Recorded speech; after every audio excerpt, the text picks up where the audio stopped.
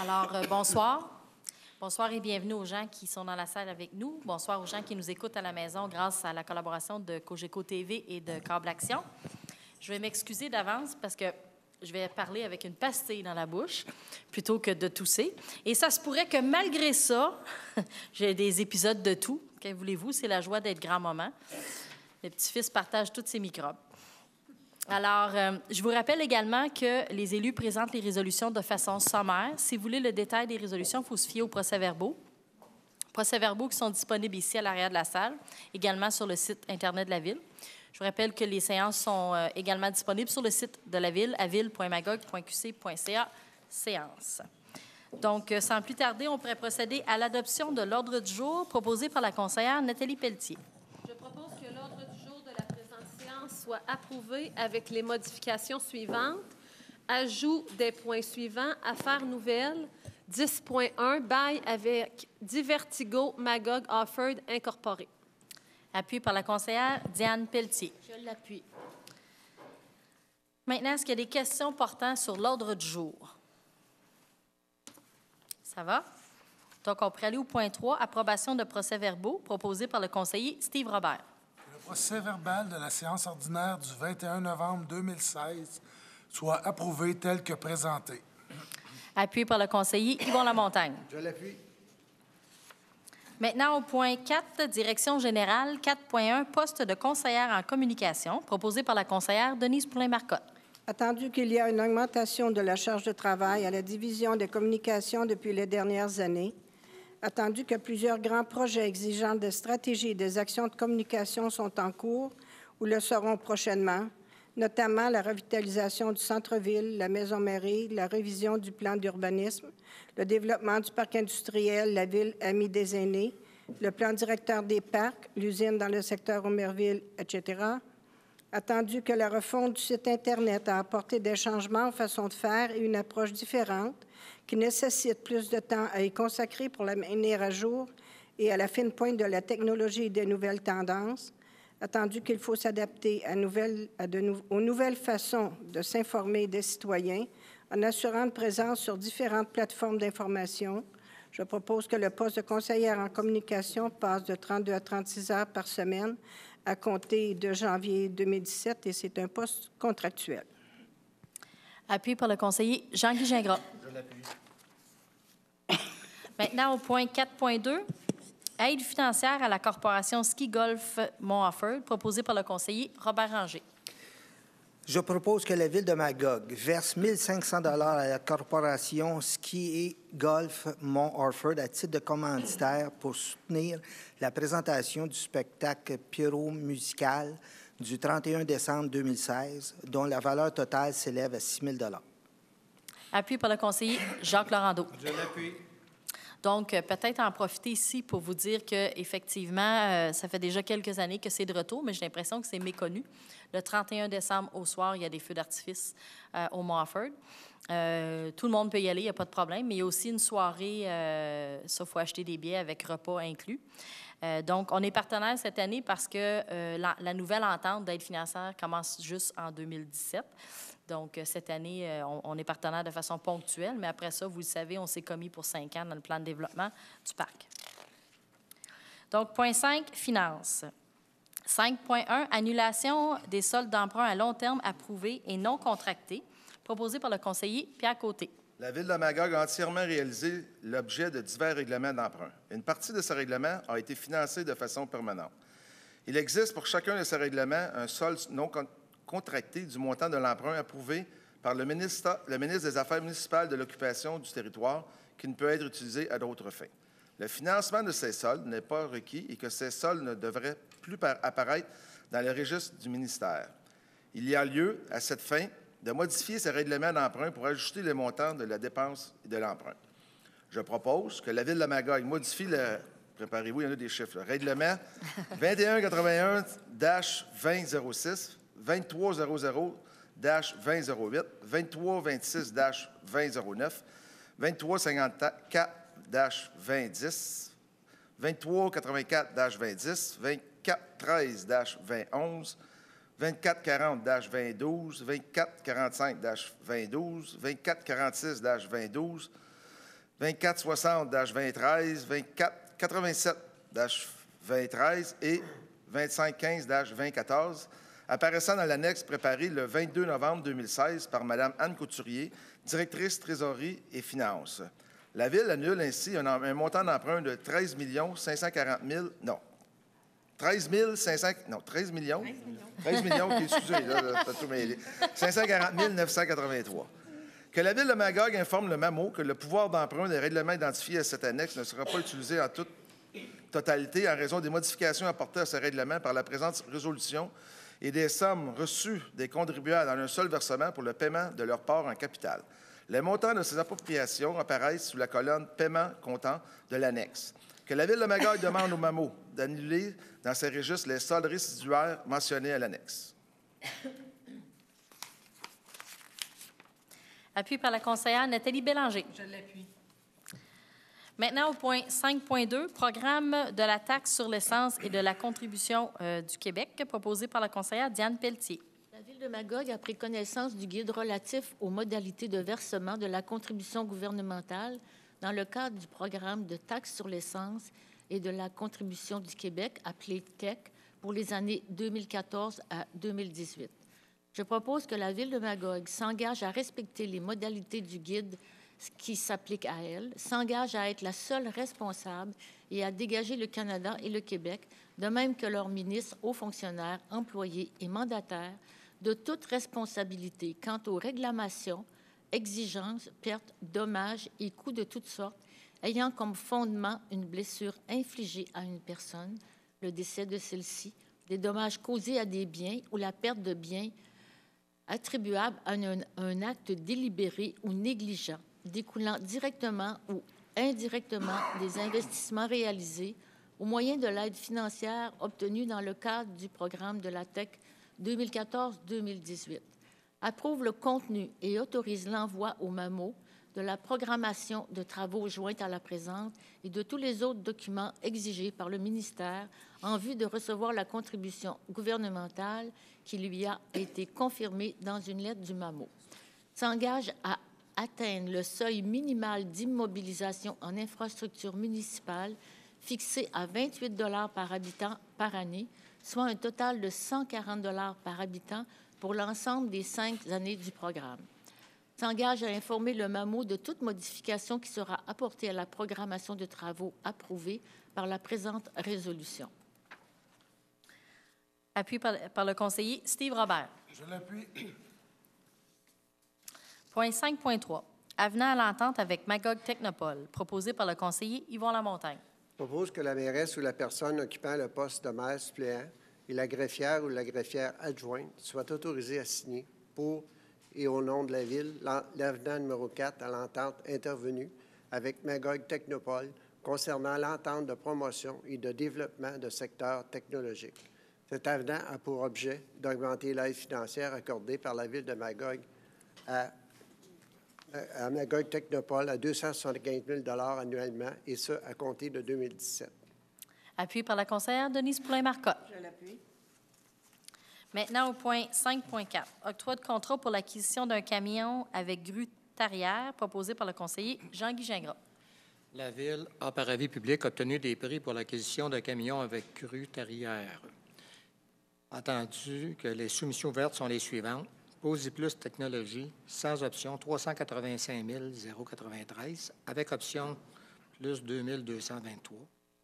Washjacks Industriel Component, 399 975, avec option 3 975 de plus. Alter Industriel Limité, 411 637, avec option 2 891. Entendu que Posi-Plus Technologies Incorporée est le plus bas soumissionnaire conforme, je propose que le contrat pour l'acquisition d'un camion avec grue tarière soit adjugé au plus bas soumissionnaire conforme, soit Posi-Plus Technologies Incorporée, pour un total de 385 093, sans option, suivant les documents d'appel d'offres préparés par la Ville et la soumission d'un entrepreneur ouverte le 16 novembre 2016. Le contrat est à prix forfaitaire. Préalablement, le contrat avait été estimé par la Ville à 320 000. Appuyé par le conseiller Robert Anger. Je l'appuie. Maintenant, au point 5.5, octroi de contrat pour une embarcation de type pneumatique pour les opérations de recherche et de sauvetage nautique. On vous en avait déjà parlé ici quand on avait parlé de la réorganisation du service incendie et des sauvetages sur le lac. Proposé par le conseiller Jacques Laurando. La Ville a, par avis public, obtenu des prix pour une embarcation de type pneumatique pour les opérations de recherche et de sauvetage nautique. Les soumissions ouvertes sont les suivantes. Nautique Art, scénario 1 pour un véhicule neuf, pas de prix. Scénario 2, une embarcation usagée 83 000 avec option, qui est la mise, le service d'entretien de fin de saison, 465 Titan Boat, scénario 1, véhicule neuf, 150 000 avec option 150 et pas de soumission pour un véhicule, une embarcation usagée. Nautique et Art est le plus bas soumissionnaire et il est conforme. Je propose que le contrat pour une embarcation de type pneumatique pour les opérations de recherche et sauvetage nautique soit adjugé au plus bas soumissionnaire conforme selon le scénario 2, soit Nautique et Art pour un total de 83 000 avec option pour un montant global avant taxe de 83 465 suivant les documents d'appel d'offres et la soumission de l'entrepreneur ouverte le 16 novembre 2016. Le contrat est à prix forfaitaire et on avait estimé le montant de soumission à 84 000 Appuyé par le conseiller Pierre Côté. Je l'appuie. Maintenant, au point 5.6, octroi de contrat pour les services professionnels en évaluation foncière, proposé par la conseillère Nathalie Bélanger. La Ville de Magog a, par avis public, demandé des prix pour les services professionnels reliés à l'évaluation foncière. La soumission ouverte est la suivante. Nom de la firme, M. Jean-Pierre Cadrin et Associés. Prix global avant taxe, 2 298 704,10. Pointage final, 0,64. La firme Jean-Pierre Cadrin et Associés incorporée a obtenu la meilleure note finale. Je propose donc que la firme Jean-Pierre Cadrin et Associés soit mandatée pour les services professionnels en évaluation foncière pour un total de 2 298 704,10 avant taxe, suivant les documents d'appel d'offres et son offre de service ouverte le 23 novembre 2016. Le mandat est à prix forfaitaire. La réalisation des travaux est prévue du 1er janvier 2017 au 31 décembre 2022, soit pour une période de 6 ans. Préalablement à l'ouverture des soumissions, ce contrat avant taxe avait été estimé par la Ville à 2 550 000. Appuyé par la conseillère Nathalie Pelletier. Je l'appuie. Alors, peut-être préciser ici... M. Cadrin est debout. Mais habituellement, on prend les droits de parole juste à la fin, par exemple. Venir au micro. Comme ça, les gens à la télévision vont vous entendre, juste là. Vous n'écoutez pas les séances souvent, hein, M. Cadrin? Je les regarde en différé. Je vous remercie beaucoup. Écoutez, ça fait déjà quelques années que je travaille avec vous autres et ça me fait toujours plaisir. Puis je vais essayer de faire le meilleur travail que je peux, comme on le fait dans les dernières années, avec tous les administrateurs et avec vous surtout. Merci beaucoup. Merci. Donc, j'allais quand même donner quelques précisions parce qu'à chaque fois qu'on a des contrats avec un seul soumissionnaire, je donne toujours des précisions. Donc, dans ce cas-ci, c'est un appel d'offres public, hein, donc c'était ouvert. On avait quand même assoupli les critères, de sorte que peut-être qu'il y aurait pu avoir d'autres firmes intéressées. C'est 2 % d'augmentation par rapport à la dernière entente qui était à 2 543 000. Puis là, on est à 2 292 000. On a également dernièrement octroyé le contrat au niveau de la MRC. Et puis, on a vérifié avec les autres MRC au Québec. Et puis, finalement, quand on se compare, on se console là, au niveau de l'augmentation au Québec. On n'est pas alarmé, on n'est pas inquiet. Ça suit le marché. Je pense que c'est ça que je l'ai donné comme précision. S'il y a d'autres questions tantôt, ça me fera plaisir d'y répondre. Donc, au point 6, greffe et affaires juridiques. 6.1, avis de motion du règlement 2587-2016, avis de motion donné par la conseillère Diane Pelletier. Je donne avis de motion qui sera présenté lors d'une prochaine séance, le règlement 2587-2016, relatif aux impositions et à la tarification pour l'année 2017. Maintenant, au point 6.2, là, on a plusieurs règlements là, comme ça, alors soyez patients. Au point 6.2, adoption du règlement 2588-2016, proposé par le conseiller Steve Robert. Que les membres du Conseil ont reçu le règlement au moins 2 jours avant la séance et déclarent l'avoir lu. Que le règlement 2588-2016 modifiant le règlement 2583-2016 modifiant le règlement général 2489-2013 soit adopté tel que présenté. Appuyé par le conseiller Yvon Lamontagne. Je l'appuie. Maintenant, au point 6.3, adoption du règlement 2589-2016 proposé par la conseillère Denise Poulin-Marcotte. Les membres du Conseil ont reçu le règlement au moins 2 jours avant la séance et déclarent l'avoir lu. Je propose que le règlement 2589-2016, modifiant le règlement général 2489-2013, soit adopté tel que présenté. Appuyé par le conseiller Jean-Guy Gingras. Je l'appuie. Si je ne vous donne pas de précision ou de commentaires supplémentaires, c'est parce que c'est des affaires très techniques et pas sans intérêt, mais... Point 6.4. Adoption du règlement 2590-2016 proposé par le conseiller Robert Ranger. Alors, que les membres du Conseil ont reçu le règlement au moins 2 jours à l'avance avant la séance et déclarent l'avoir lu. Je propose que le règlement 2590-2016 modifiant le règlement général 2256-2007 concernant les animaux soit adopté tel que présenté. Appuyé par le conseiller Jacques Laurando. Je l'appuie. Tu vois, dans ce cas-ci, pour vous donner un exemple, c'est les amendes au niveau des morsures d'animaux qui ont été réajustées. Fait que, tu sais, c'est pas des grosses affaires. Au point 6.5, adoption du projet de règlement 2591-2016-1 proposé par le conseiller Pierre Côté. Je propose que le projet de règlement 2591-2016-1, modifiant le règlement du plan d'urbanisme 2377-2010 concernant l'agrandissement de l'aire de consolidation résidentielle aux dépens de l'aire publique institutionnelle dans le secteur de la rue du Dr. John A. Bryan, soit adopté tel que présenté. Qu'une assemblée publique de consultation soit tenue sur ce projet le mardi 10 janvier 2017 à 19h30 dans la salle du Conseil de l'Hôtel de Ville de Magog. Appuyé par la conseillère Nathalie Bélanger. Je l'appuie. Maintenant, au point 6.6, adoption du projet de règlement 2592-2016-1 proposé par la conseillère Nathalie Pelletier. Je propose que le projet de règlement 2592-2016-1, modifiant les règlements de zonage 2368-2010 concernant les accès, les bornes d'incendie, l'agrandissement de la zone DI02R, secteur de la rue du Dr. John O'Brien, et la modification des usages autorisés dans les zones DJ10R, secteur de la rue Giguère, DI03I, secteur chemin du barrage, et EI49CR, secteur rue Saint-Patrice-Est et Hall, soit adopté tel que présenté. Qu'une assemblée publique de consultation soit tenue sur ce projet le mardi 10 janvier 2017 à 19h30 dans la salle du Conseil à l'Hôtel de Ville. Ici, il s'agit de permettre un bureau d'esthétique à même la maison sur la rue Giguère, permettre des immeubles à logement sur les rues Saint-Patrice et Hall. En gros, c'est ça. Et si les gens veulent en savoir plus, le 10 janvier, consultation publique. Appuyé par la conseillère Diane Pelletier. Je l'appuie.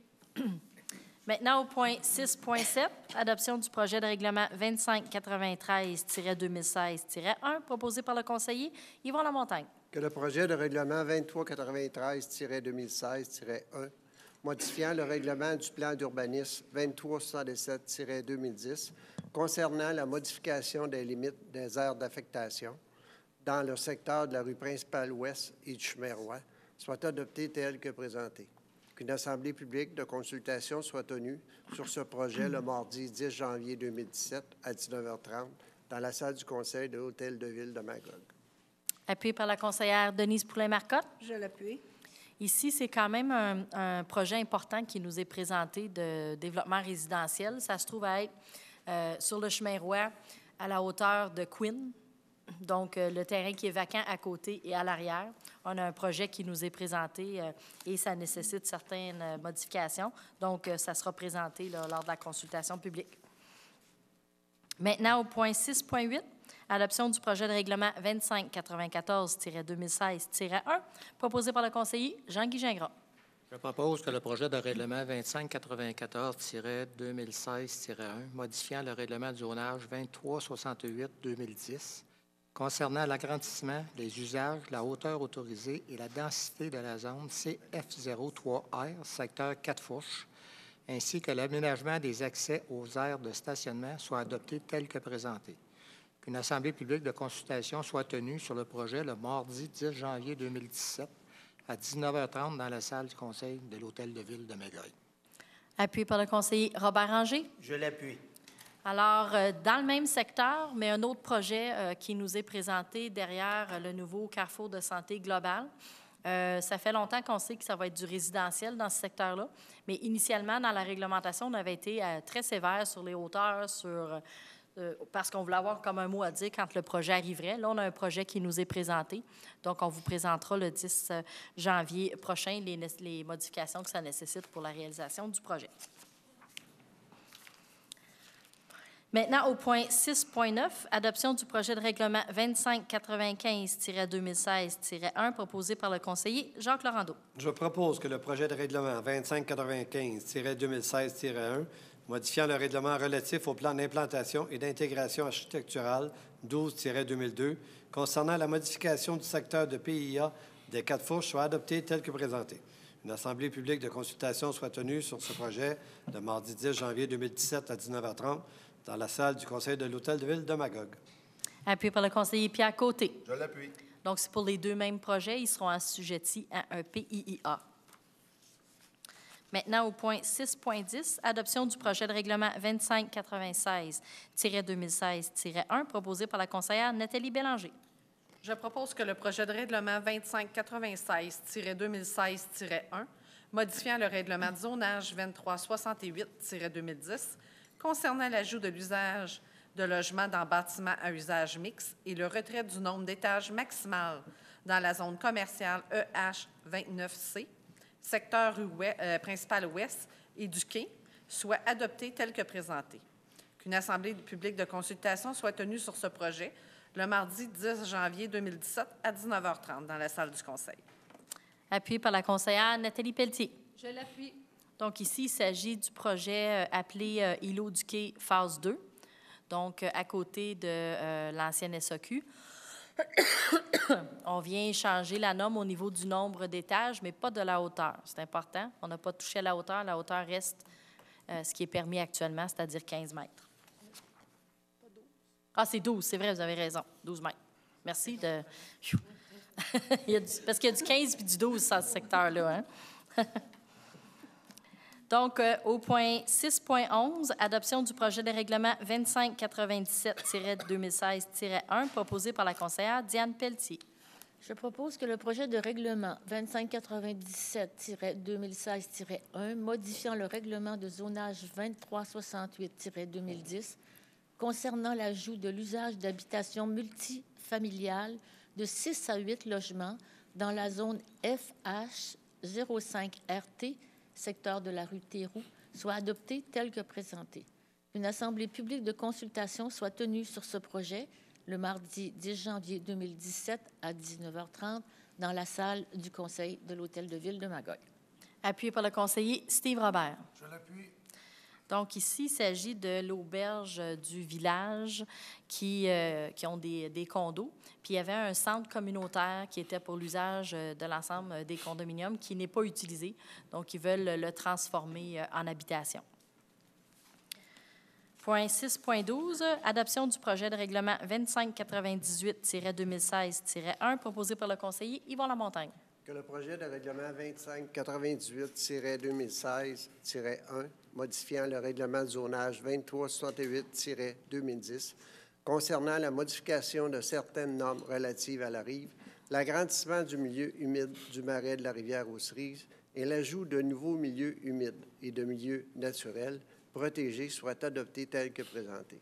Qu'une assemblée publique de consultation soit tenue sur ce projet le mardi 10 janvier 2017 à 19h30 dans la salle du conseil de l'Hôtel de Ville de Magog. Ceux qui habitent proche de ces marais puis qui peuvent se sentir visés, ça va être bien important d'assister à la réunion de la consultation. Appuyé par la conseillère Denise Poulin-Marcotte. Je l'appuie. Maintenant, au point 6.13, avis de motion du règlement 2599-2016, avis de motion donné par le conseiller Jean-Guy Gingras. Je donne avis de motion qui sera présenté lors d'une prochaine séance, le règlement 2599-2016, modifiant le règlement sur les permis et certificats 2327-2009 concernant le maintien des travaux effectués sans permis, le tarif des permis et certificats et les documents requis pour les travaux de contrôle des espèces végétales exotiques nuisibles. 6.14, adoption du projet de règlement 2600-2016-1, proposé par le conseiller Robert Ranger. Que le projet de règlement 2600-2016-1 modifiant le règlement sur les conditions d'émission de permis de construire 2366-2010 concernant la rue Fortin, le chemin de la Pointe Drummond et la rue Smith soit adopté tel que présenté. Je propose qu'une assemblée publique de consultation soit tenue sur ce projet le mardi, le 10 janvier 2017 à 19h30 dans la salle du Conseil de l'Hôtel de Ville de Magog. Appuyé par le conseiller Jacques Laurando. Je l'appuie. Donc, vous savez, à chaque fois que les rues privées se conforment là, aux normes incendies, on les rajoute dans la liste et on fait des modifications. Donc, c'est ça qu'on vient faire ici. J'imagine que si je vous pose la question, c'est quand l'Assemblée publique de consultation? Tout le monde le sait. Au point 6.15, adoption du projet de règlement 2601-2016-1 proposé par le conseiller Pierre Côté. Que le projet de règlement 2601-2016-1 modifiant le règlement sur la dérogation mineure 2371-2010 concernant les frais exigibles soit adopté tel que présenté. Qu'une assemblée publique de consultation soit tenue sur ce projet le mardi 10 janvier 2017 à 19h30 dans la salle du Conseil de ville de Magog. Appuyé par la conseillère Nathalie Bélanger. Je l'appuie. Donc, on serait rendu au point 6.16, avis de motion du règlement 2602-2016, avis de motion donné par la conseillère Nathalie Pelletier.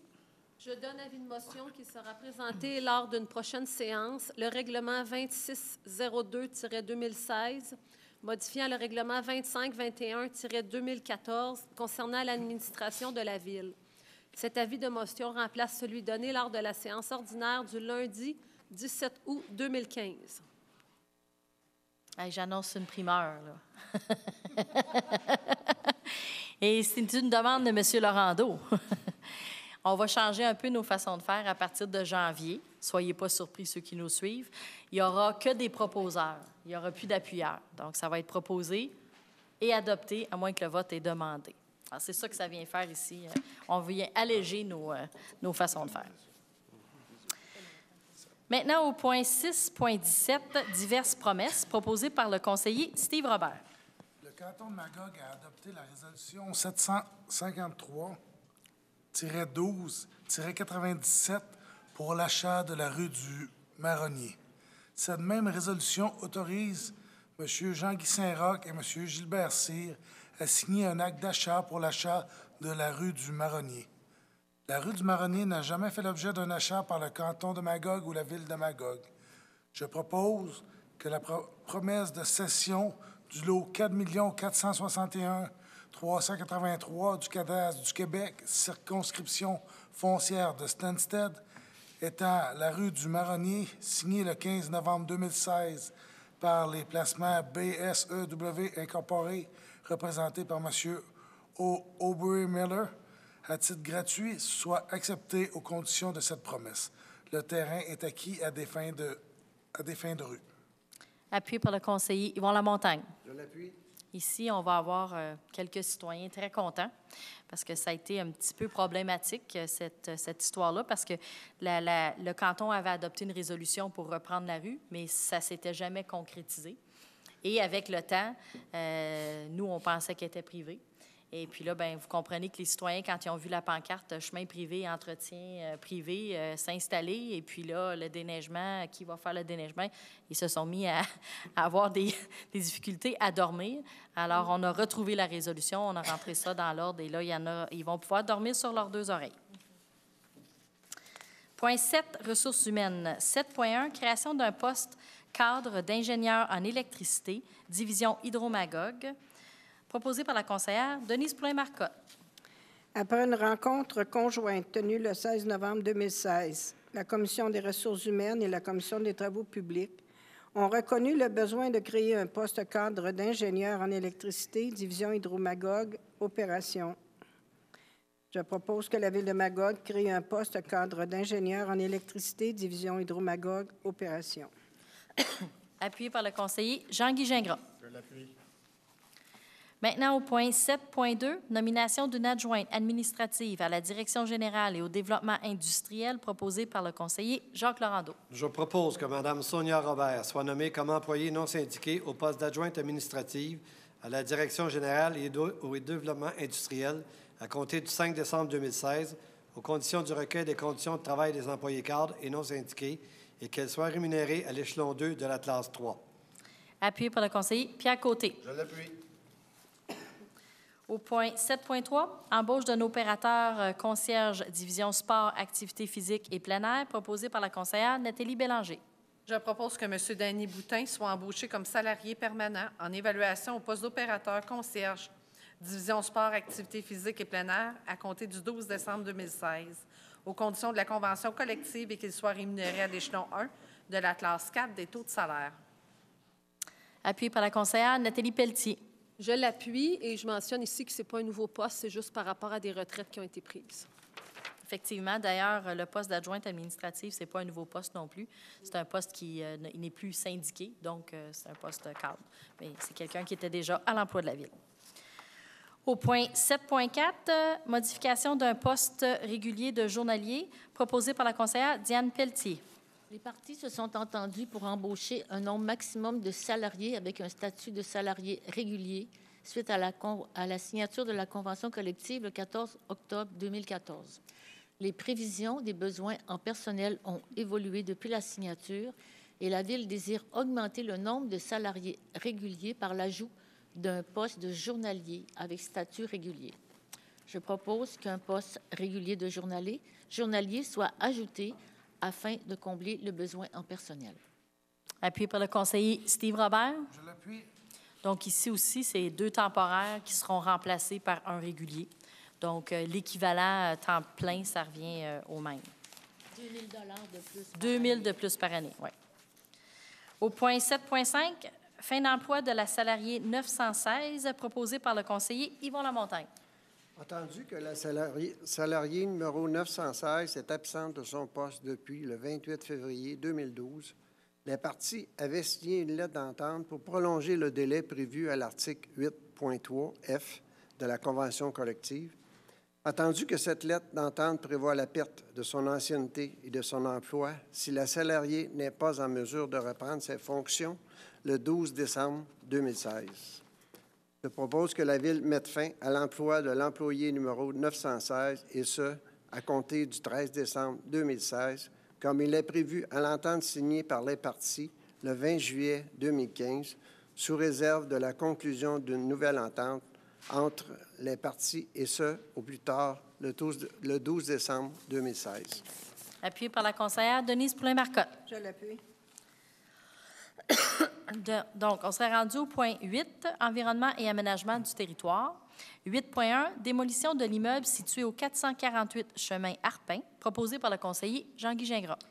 Mme Louisette Veilleux a déposé le 7 octobre 2016 une demande de permis de démolition du bâtiment situé au 448 chemin Harpin. L'immeuble visé n'est pas inclus dans l'inventaire patrimonial. Les conditions... je tombe en deux. Ça va se lire mieux. Les conditions d'émission pour un permis de construction furent analysées et qu'elles sont conformes. Le programme préliminaire de réutilisation du sol dégagé déposé prévoit une maison neuve sur le terrain dégagé. Je propose que la Ville de Magog approuve le programme préliminaire de réutilisation du sol dégagé pour le terrain situé au 448 chemin Harpin sur le lot 4 466 174, prévoyant une maison neuve comme présentée sur le plan d'implantation. Je propose que la Ville de Magog autorise l'émission du permis de démolition du bâtiment institutionnel si sur ce terrain à certaines conditions. Appuyé par le conseiller Robert Ranger. Je l'appuie. Maintenant, au point 8.2, demande de dérogation mineure pour le 1152 chemin Bolduc, proposé par le conseiller Jacques Laurando. La Ville de Magog a reçu une demande de dérogation mineure dont l'objet est de permettre l'agrandissement de la maison par le prolongement des murs du sol, et ce, en ajoutant 1,71 m à la rive applicable, qui est de 10 mètres, alors que le règlement de zonage 2368-2010 prévoit un ajout minimum de 5 mètres à la rive applicable de 10 mètres. Le comité consultatif d'urbanisme a étudié la demande et recommande à l'unanimité qu'elle soit accordée. Est-ce qu'il y a des questions, commentaires portant spécifiquement sur cette demande de dérogation mineure? Vous pouvez poursuivre. Je propose que la demande de dérogation mineure déposée le 20 octobre 2016 par Mme Jessica Laforêt et M. Dominique Gosselin, plus particulièrement décrite au préambule concernant le lot 2 822 732, situé au 1152 chemin Bolduc, soit accordée. Cette dérogation est accordée à la condition, pour atténuer son impact, qu'aucun travaux et aucun ouvrage ne soient autorisés à l'intérieur de la rive de 10 mètres. Appuyé par le conseiller Pierre Côté. Je l'appuie. Maintenant, au point 8.3, demande de dérogation mineure pour le 192 rue Bordelot, proposé par la conseillère Nathalie Bélanger. La Ville de Magog a reçu une demande de dérogation mineure dont l'objet est de permettre l'agrandissement de la maison en ajoutant 4,2 mètres à la rive applicable, qui est de 15 mètres, alors que le règlement de zonage 2368-2010 prévoit un ajout minimum de 5 mètres à la rive applicable de 15 mètres. Le comité consultatif d'urbanisme a étudié la demande et recommande à l'unanimité qu'elle soit accordée. Madame la mairesse... C'est moi, ça.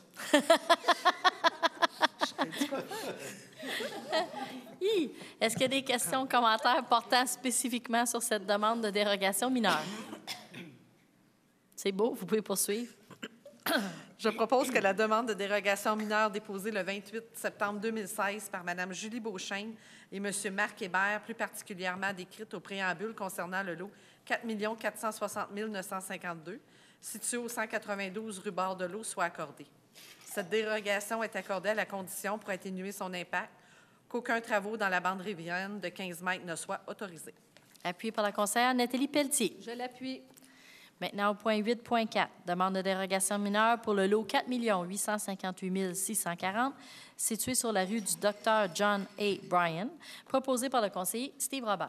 La Ville de Magog a reçu une demande de dérogation mineure dont l'objet est de permettre une marge de recul avant de 5,1 mètres pour un bâtiment principal projeté alors que le règlement de zonage 2368-2010 prévoit un minimum de 7 mètres.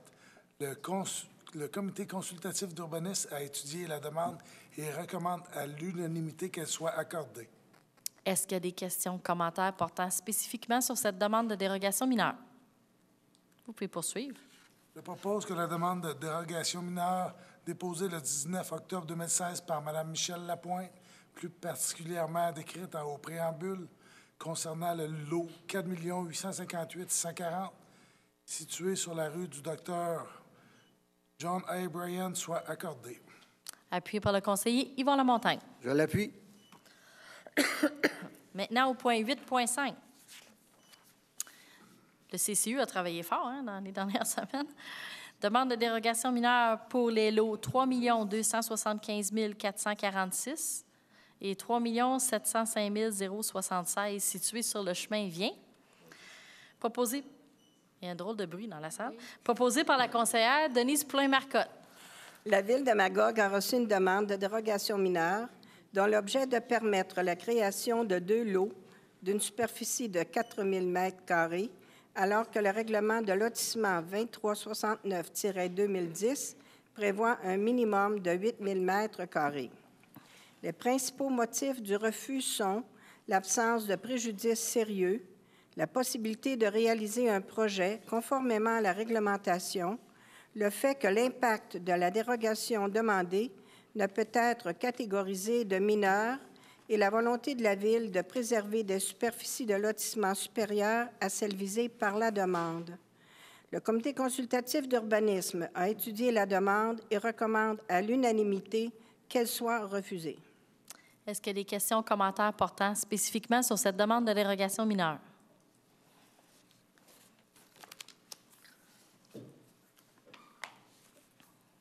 I had a whole file prepared, and unfortunately, I don't have it. I believe that there are a number of tremendous irregularities regarding this particular file. It was proposed by Mr. Pellerin, who owned a lot of approximately 2,000 square meters, and he wanted to buy the lot on the lake next door to him, which was about 1,200 square meters, which would have made a holding of 3,000. However, the properties that he has on the lake are in or near a zone inondé. In other words, he can't make a cesspool, he really can't build a house legally, so he wanted to move across the street. The street is a privately owned road. It's called Chemin Vien.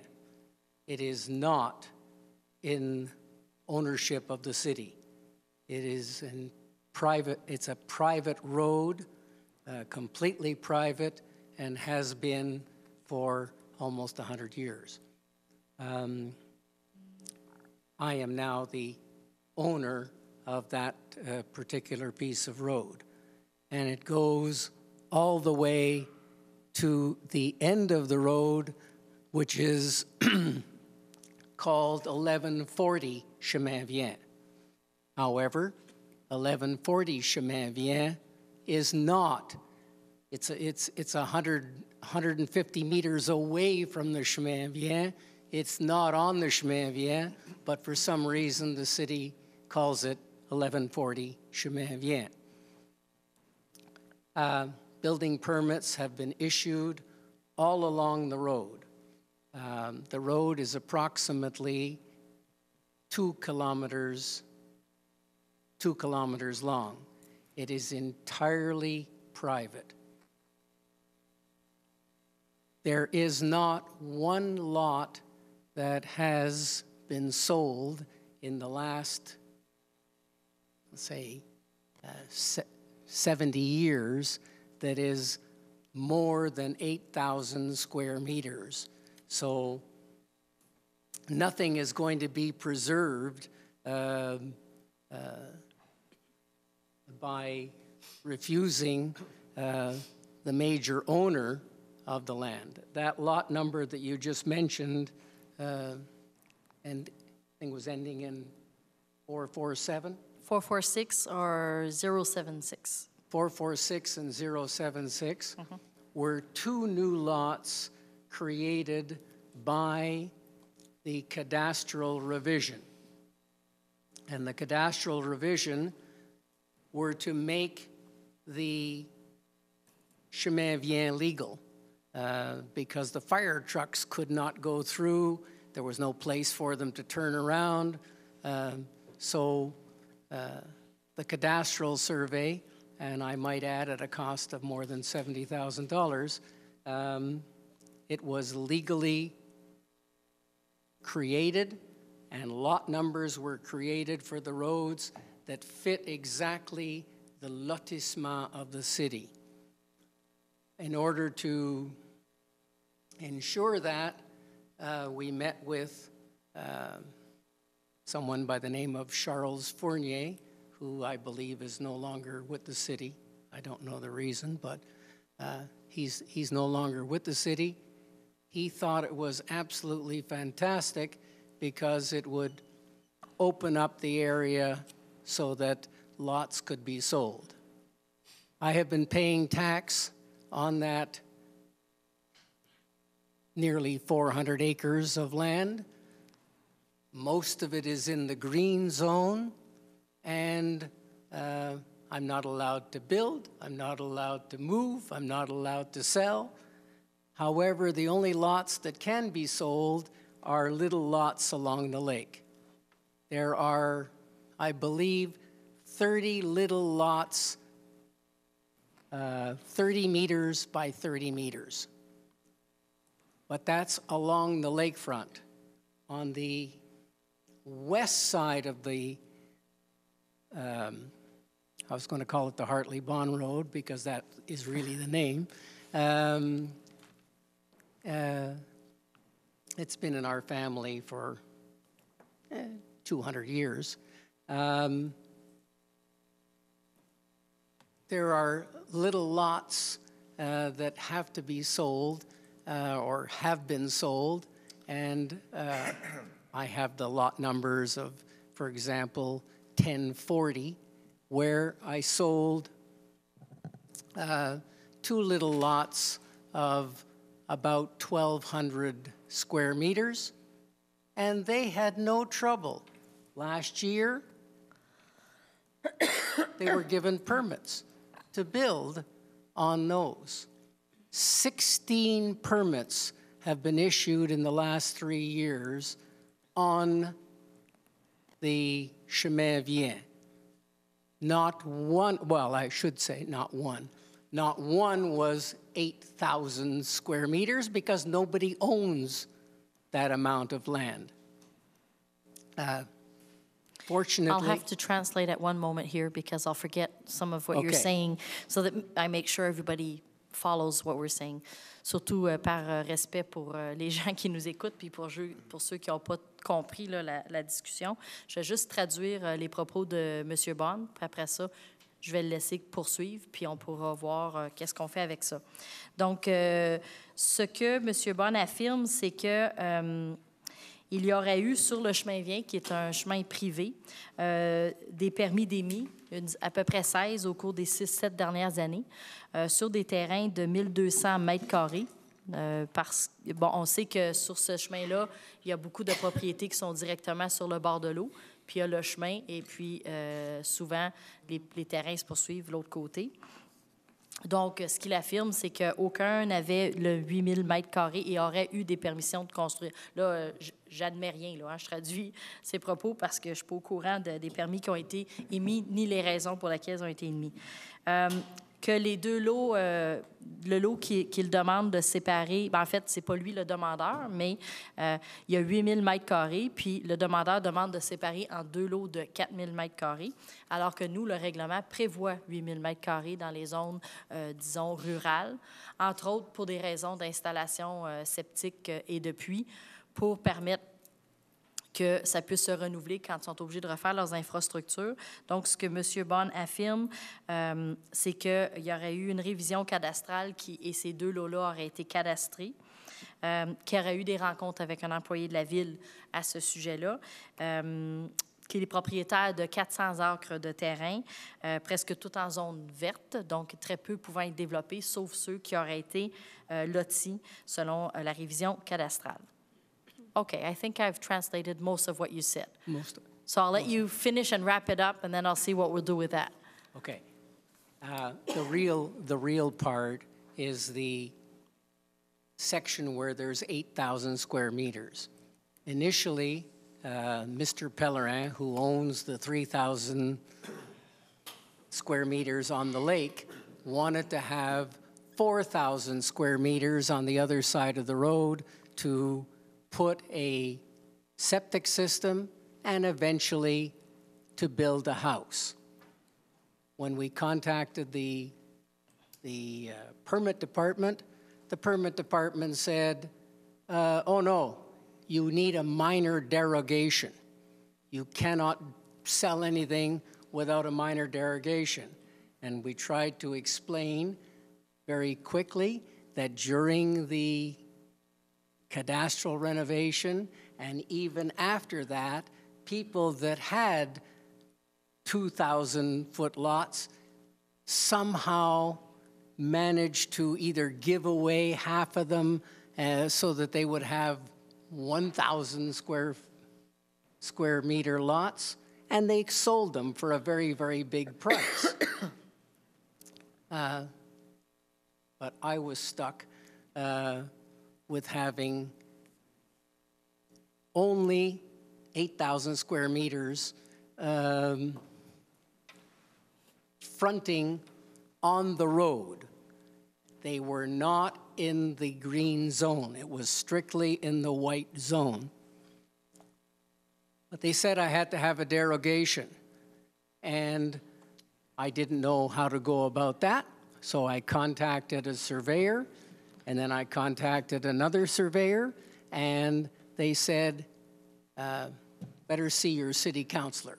So I saw our city councilor, and he said, it's beyond me, see the general manager of the city. I said, I've already been down that road with Armand Como, and we went through a whole operation, and the answer was no. And for some strange reason, Armand Como is no longer with the city. Then there was a question about the actual road, and we had a tremendous brouhaha there, and Martine Savard finally, after harassing us for years, wrote a letter and said we were right. It is not in the name of the city. Well, let's not get the stories mixed up here. The Okay. road has nothing to do with the dérogation mineure. Just However, try to keep focused. on the chemin vient, Yes. there is the last section where there are 8,000 square meters. And we contacted the general manager of the city, the interim general manager of the city, and he said, you have to see urbanism. Mm-hmm. So I contacted urbanism, and she prepared all the forms for me on the 8th of September. We took them back to the surveyor. He made 2 lots of 4,000 each. One lot was to go to Mr. Pellerin, who is the purchaser, which would have made 7,134 square meters, not quite 8,000. And I would have been left with 4,000. The 4,000 are critical because that is the opening for the other 400 acres directly behind it. And will be completely enclaved. Mr. Pellerin agreed. However, he said we had to get a paper signed, and the arpenteur prepared it. I filled in the papers. I signed. We took it to the arpenteur. They sent it into the city, and then, at the suggestion of our city councilor, we went to visit Nathalie Pelletier. We had a wonderful meeting. I went to bed very comfortably on Friday night, because 3 days later, it was supposed to be voted on. However, before the vote came up, one of the mandarins, one of the clerks in the permit department, immediately said, "Oh yeah, we got the thing," and he sent off a letter or an email directly to my notary and to my auditor, and it's dated October 25th, and he says the city of Magog will give a completely negative response. I found it very, very strange that a clerk of the city of Magog made the decisions before the CCU, and then I'll have to ask you to, yeah, and I'll translate, and then we'll finish I'll the really discussion. shorten it. Okay. There's really no need to have a city council elected because the decisions are being made before they even get a chance to go.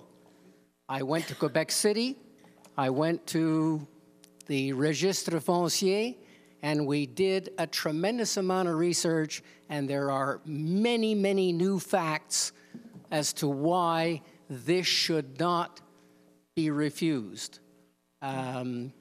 We have the names of all the city inspectors who gave permits, and there are at least 16 of them. I'm not going to go into the problems that you're having on lot number 533, which is in the inundated zone, 200 meters from my property, but we're not inundated. We're on high ground, and 4,000 would be twice as big as any permit that was given on the Chemin Vient. Okay. I'll resume the rest of your facts, and then we'll finish the discussion. Okay, well, there's just one other thing that I would like to ask.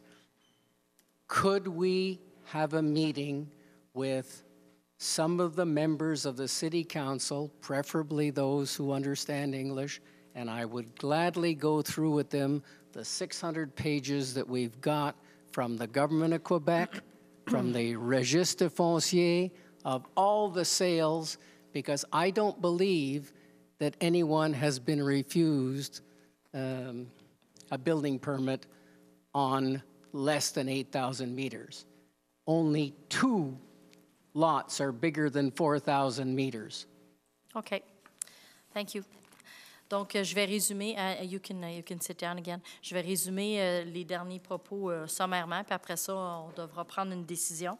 Donc, M. Bonne affirme que M. Pellerin, qui a acheté le 4000 mètres carrés supplémentaires, l'a acheté pour être capable de construire parce qu'il est propriétaire de 3100 mètres sur le lac. Donc, ça prenait qui n'était pas constructible, donc ça prenait un terrain qui était constructible.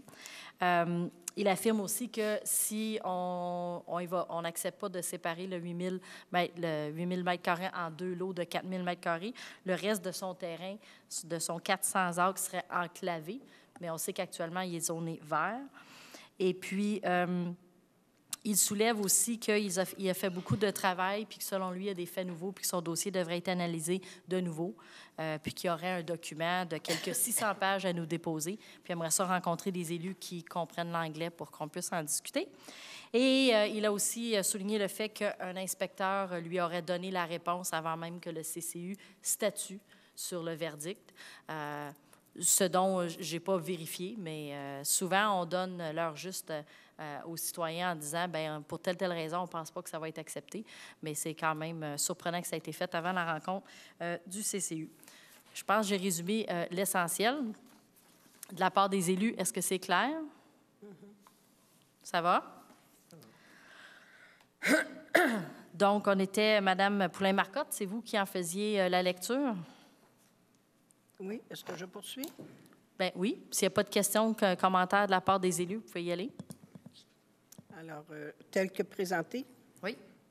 Alors, je propose que la dérogation mineure déposée le 12 octobre 2016 pour M. Yvon Pellerin, plus particulièrement décrite au préambule, concernant les lots 3 262, excusez ma voix, je suis comme vous, Madame la mairesse, 275 446 et 3 705 076 situés sur le chemin Vient soit refusés.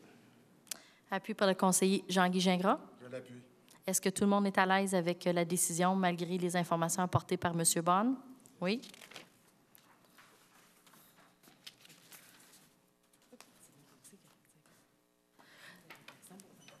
So I guess the dérogations mineures is probably not the proper. Ce sera pas long. Ce sera pas long. Ça va. OK, ça va. Je parlais. Is probably not the proper tool to solve your problem.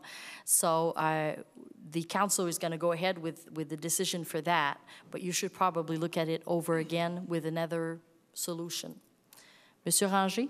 Oui. Bien, la demande de M. Bond est à l'effet de rallonger ou de modifier la demande de M. Pellerin.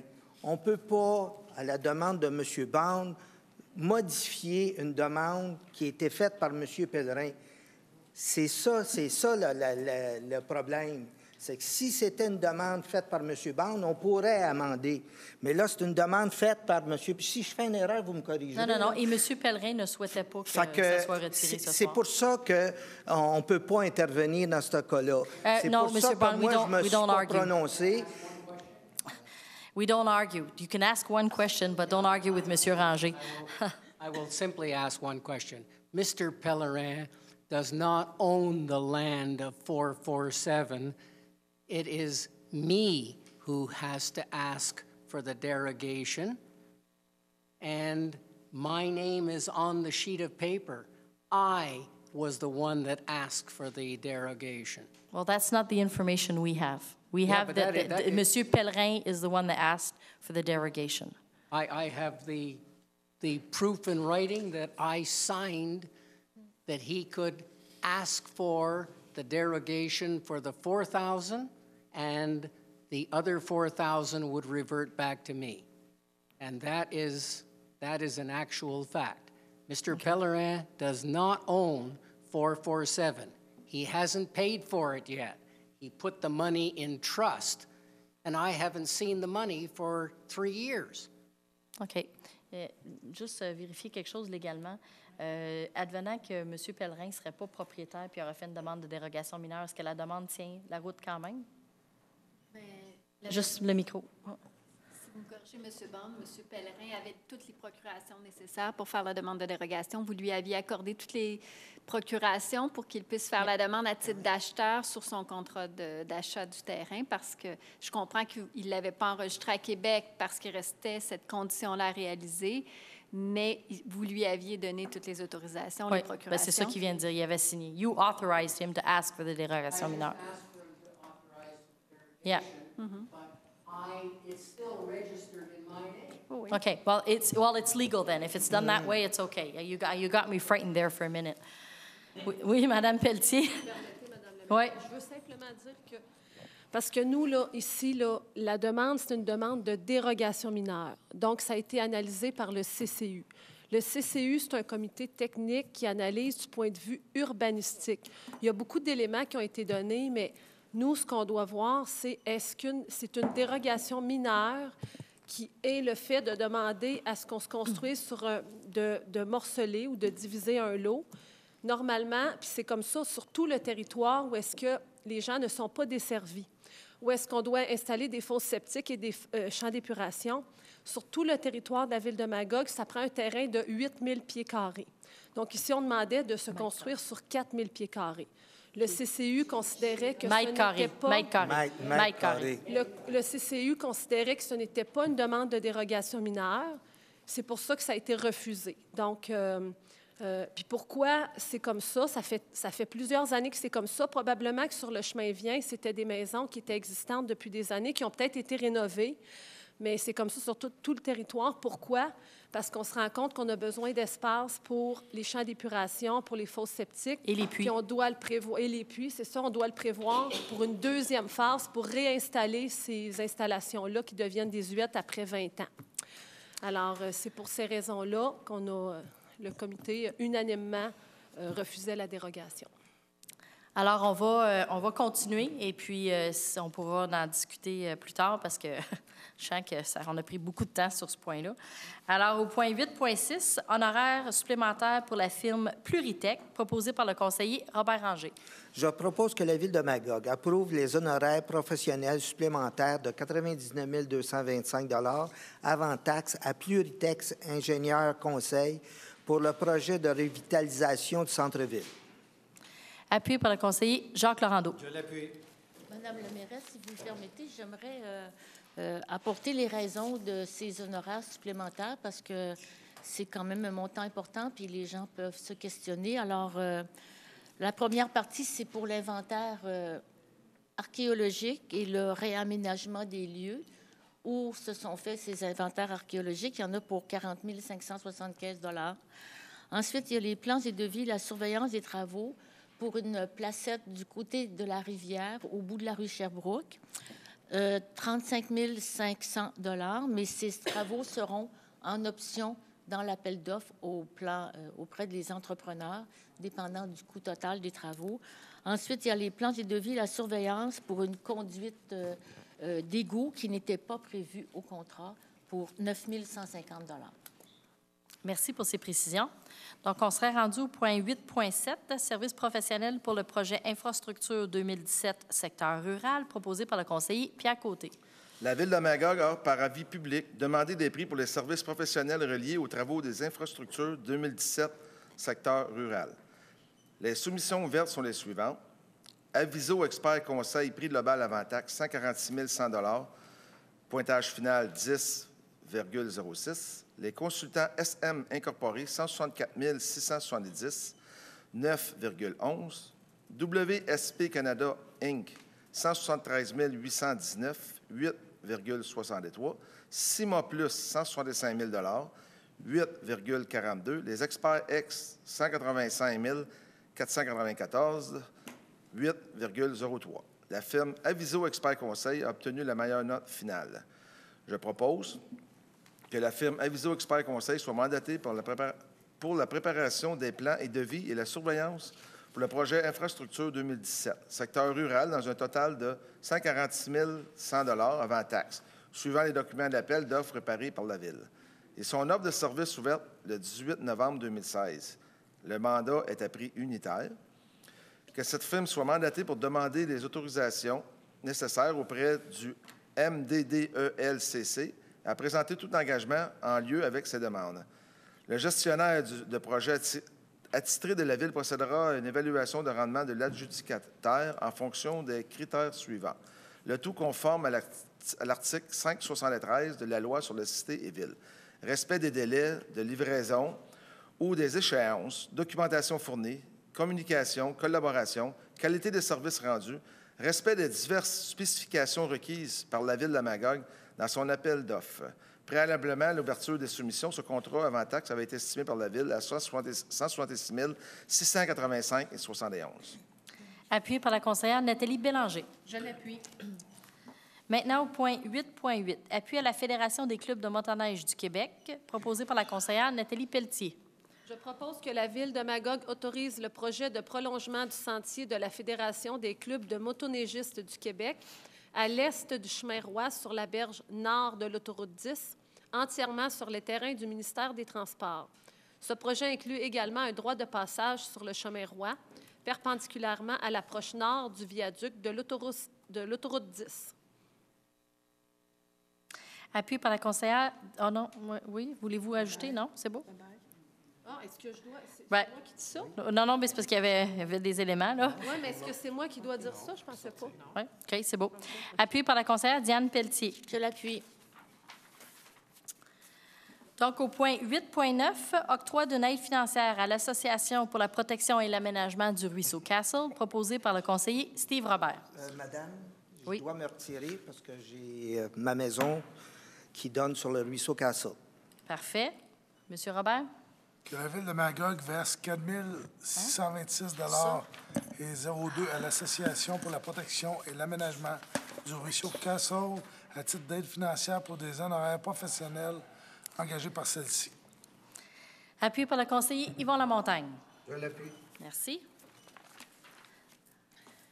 Donc, au point 8.10, demande d'aide financière au programme Nouveau Fonds Chantier Canada-Québec, proposé par la conseillère Denise Poulin-Marcotte. La Ville de Magog procédera à des travaux de réfection des infrastructures 2017 dans le secteur urbain. La Ville de Magog a pris connaissance du guide sur le programme Nouveau Fonds Chantier Canada-Québec, infrastructure d'eau potable et le traitement des eaux usées, FPC. La Ville de Magog doit respecter les modalités de ce guide qui s'appliquent à elle pour obtenir une aide financière au programme FPC et pour recevoir le versement de cette aide financière. Je propose que la Ville de Magog s'engage à A. Respecter les modalités du guide qui s'applique à elle. B. Être la seule responsable et à dégager le Canada et le Québec, de même que leurs ministres, hauts fonctionnaires, employés et mandataires de toute responsabilité quant aux réclamations, découlant directement ou indirectement des investissements réalisés au moyen de l'aide financière obtenue dans le cadre du programme Nouveau Guide Fonds Chantier Canada Québec. C. Réaliser les travaux selon les modalités du programme. D. À payer sa part des coûts admissibles et d'exploitation continue du projet. E. À assumer tous les coûts non admissibles au programme FPC associé à son projet, y compris tout dépassement de coûts et directives de changement. Que la Ville de Magog autorise le dépôt de la demande d'aide financière pour le projet de la réfection des infrastructures 2017 dans le secteur urbain de la Ville de Magog au sous-volet 1.1, renouvellement des conduites d'eau potable et d'égouts du programme FPC. Appuyé par le conseiller Jean-Guy Gingras. Je l'appuie. Maintenant, au point 8.11, demande d'aide financière au ministère des Transports, proposée par le conseiller Robert Ranger. Le ministre des Transports, par l'intermédiaire du député d'Orford, a informé la Ville qu'un montant d'aide financière était disponible pour l'amélioration du réseau routier municipal de la Ville.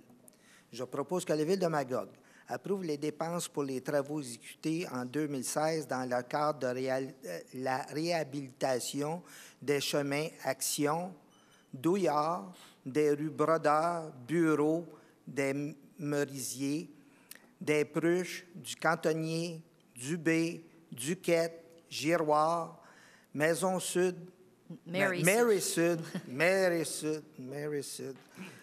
Sans Souci et Sherbrooke pour deux montants subventionnés respectivement de 37 526 et de 19 269. Ces travaux ont été exécutés conformément aux exigences du ministère des Transports sur une rue dont la gestion incombe à la Ville et que le dossier de vérification a été constitué. Appui par le conseiller Jacques Laurando. Je l'appuie. Maintenant, au point 8.12, adoption du budget de la Régie intermunicipale de gestion des déchets solides de la région de Quaticook pour l'année 2017, proposé par le conseiller Pierre Côté. Je propose que les prévisions budgétaires de la Régie intermunicipale de gestion des déchets solides de la région de Quaticook pour l'année 2017, totalisant 1 709 378,77 soient adoptées. Appuyé par la conseillère Nathalie Bélanger. Je l'appuie.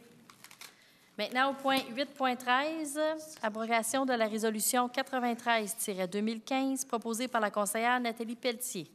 Attendu que l'échéancier du projet du Centre de valorisation de la ressourcerie des frontières, voisin du nouvel écocentre, présenté le 16 janvier 2015, a été révisé par la ressourcerie.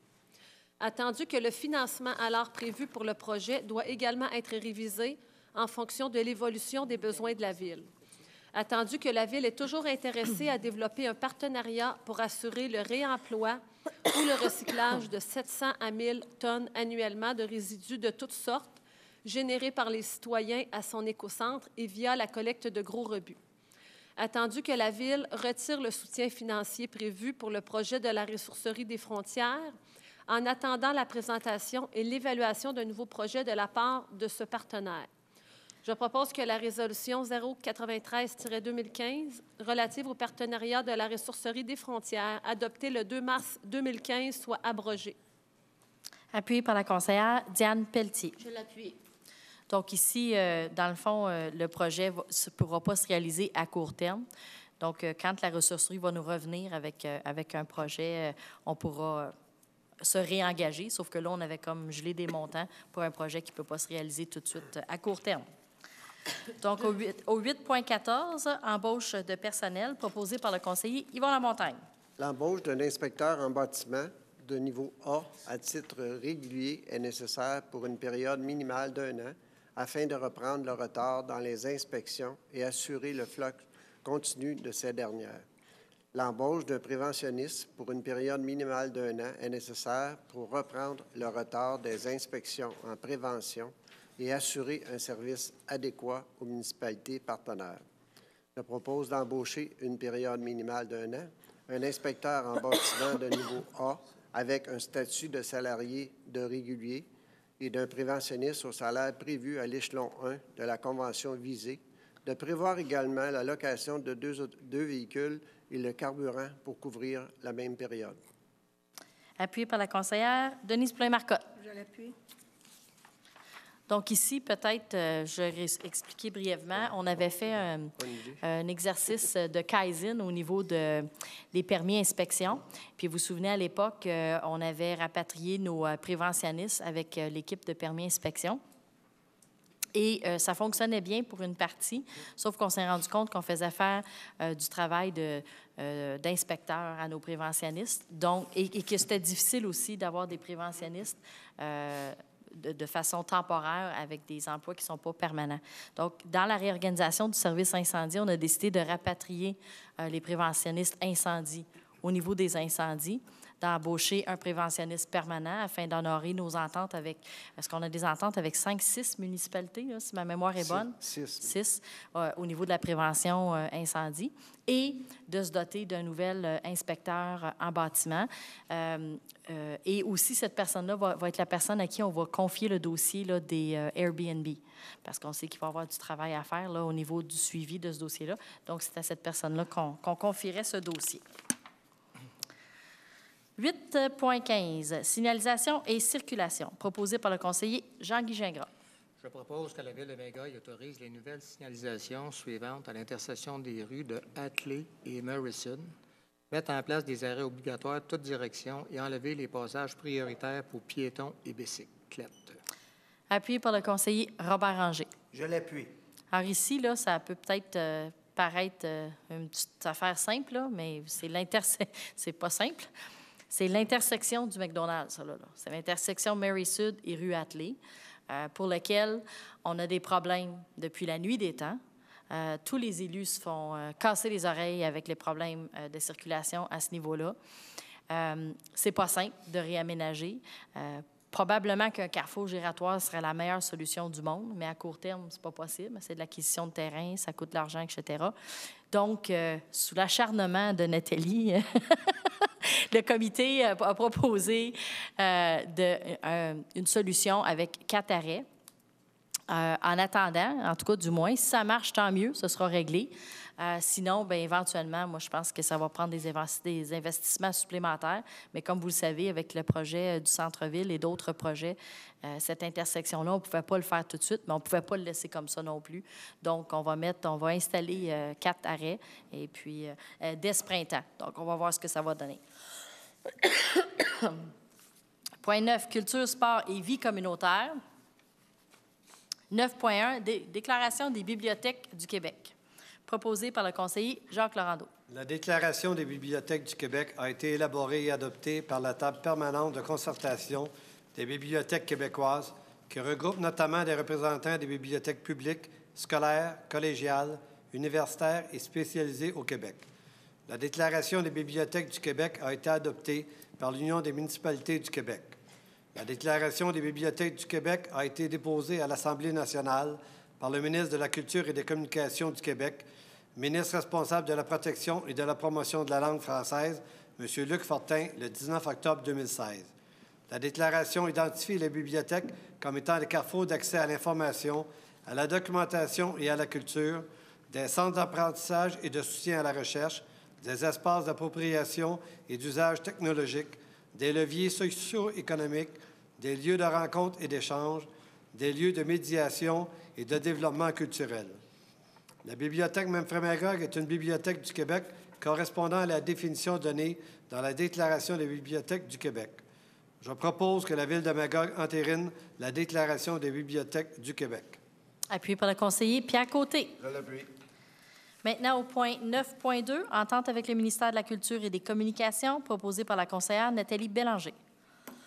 Que la mairesse ou la personne occupant le poste de maire suppléant et la greffière ou la greffière adjointe soit autorisée à signer, pour et au nom de la Ville, une nouvelle entente de développement culturel 2016-2017 entre le ministère de la Culture et des Communications du Québec et la Ville de Magog.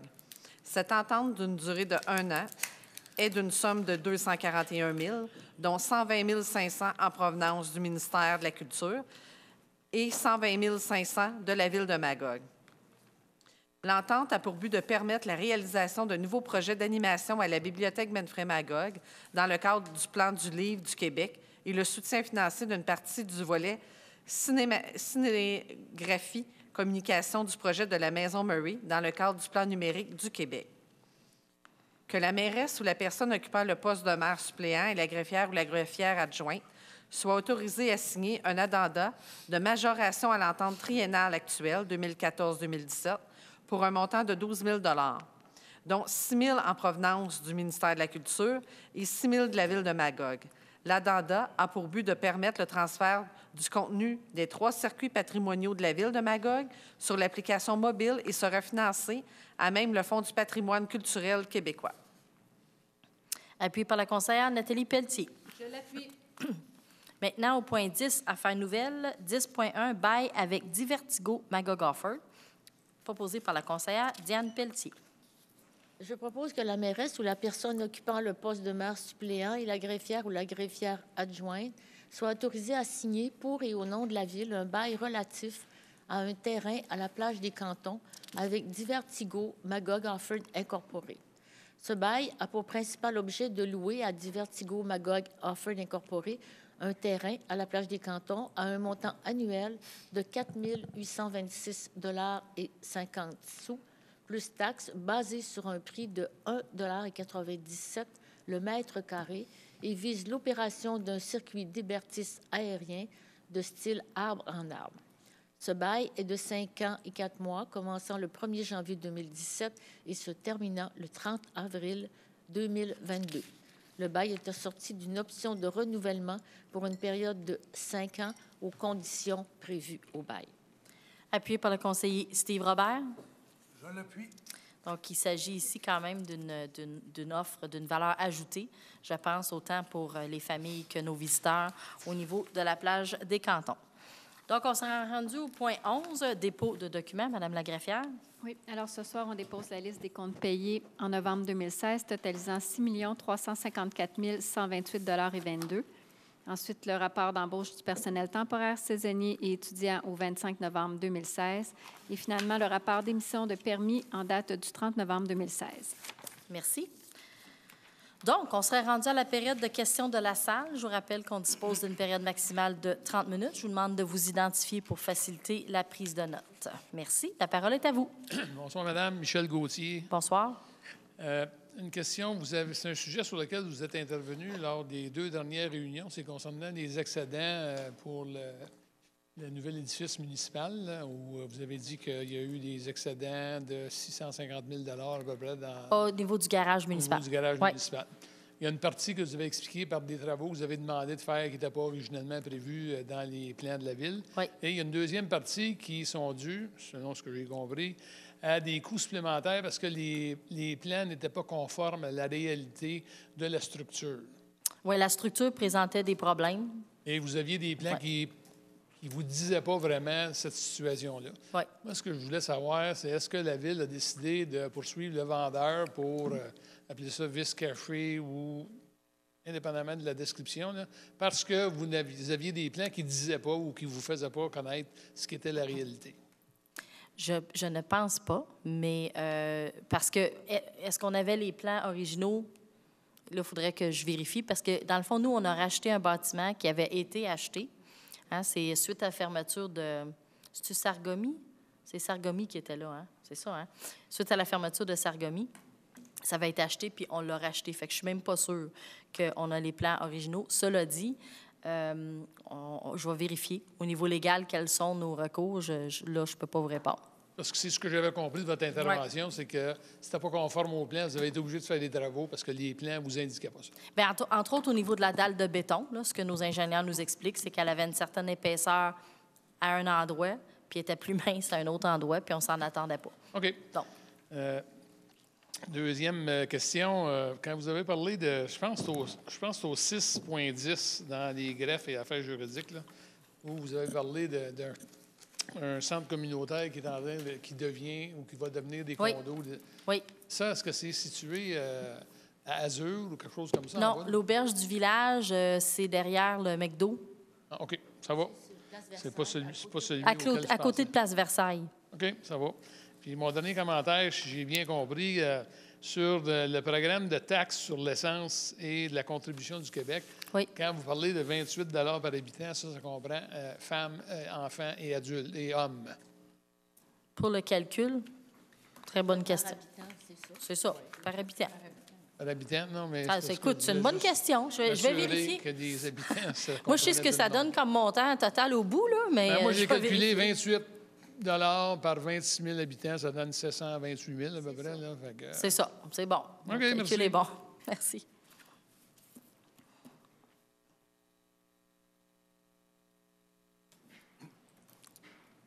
Michel Rebond. Bonsoir. Je regarde s'il y a d'autres qui voulaient venir, là, mais... bon, ce concernant notre futur millionnaire, là, la firme Pluritech, firme d'ingénieurs. Oui. Le montant qu'il y avait eu, eux autres, là, originellement, pour le centre-ville, c'est combien? 992 000.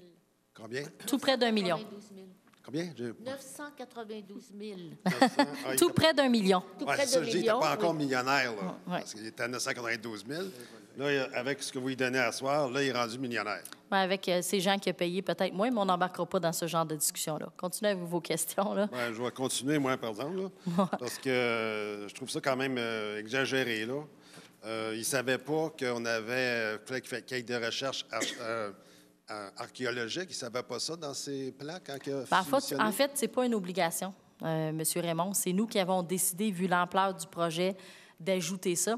On aurait peut-être dû le prévoir au début, nous, mais ce n'est pas une obligation. Sauf que, étant donné l'ampleur du projet, on s'est dit, au lieu d'avoir des surprises quand on va arriver aux travaux, on va le faire pendant qu'on est là.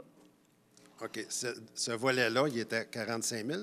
45, oui, je vous ai donné tantôt. Je vais vous dire exactement. Là, c'était 40 575. OK, pour ce volet-là. Oui. Ça veut dire que lui, il a engagé du monde qui ont creusé. Exact. Ils vont faire un rapport disant, bon, il y a des vieilles fondations que C'est ça. tout le monde Ce qu'ils ont savait, trouvé, là. puis... Ils ont trouvé des racines, puis tout ça. Là, bon. OK, ça, c'est le premier 40 000. La balance entre le 40 000 et le 99 000, moi, 9 000 pour surveiller un tuyau. C'est parce qu'il y a une conduite d'aqueduc qui part de la Grosse Pomme et qui va jusqu'à la CS Brook. Et les travaux étaient prévus d'être faits de la Grosse Pomme jusqu'à la rue Sherbrooke. Jusqu'à la rue Sherbrooke. Et là, on a dit, bien là, ça n'a pas de bon sens. Là, on va ouvrir, puis la conduite, elle va jusqu'au bout. Puis elle est en mauvais état. En tout cas, il faut qu'elle soit gainée. Là. Je connais, je suis la technique et moi dans ce domaine-là. Là. Oui. Je ne suis pas spécialiste, mais les travaux devaient être faits à ce moment-là. Elle est en mauvais état. Elle est en mauvais état, alors quant à ouvrir, bon, on va le faire en totalité. Puis on le Ça, met dans... personne ne pouvait le savoir. C'est en faisant les constats que c'était... Puis on le met dans les travaux du centre-ville, mais dans les faits, les travaux du centre-ville sont entre Sherbrooke et Mary. Puis là, on va s'extensionner pour ce tuyau-là jusqu'à la Dominion Textile. Mais lui, là, ses frères, lui, c'est un ingénieur. Il est assis dans son bureau. Peut-être qu'il envoie quelqu'un sur le chantier, puis il fait 9 000 à regarder le monde travailler. C'est ça? Je vous laisse aller, Mme Petit. Si je peux me permettre, c'est que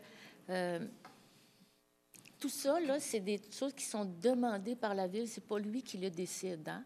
La Ville dit, bien, on avait prévu ça, mais là, on se rend compte que pourriez-vous nous faire les plans et devis et la surveillance aussi pour ce bout-là?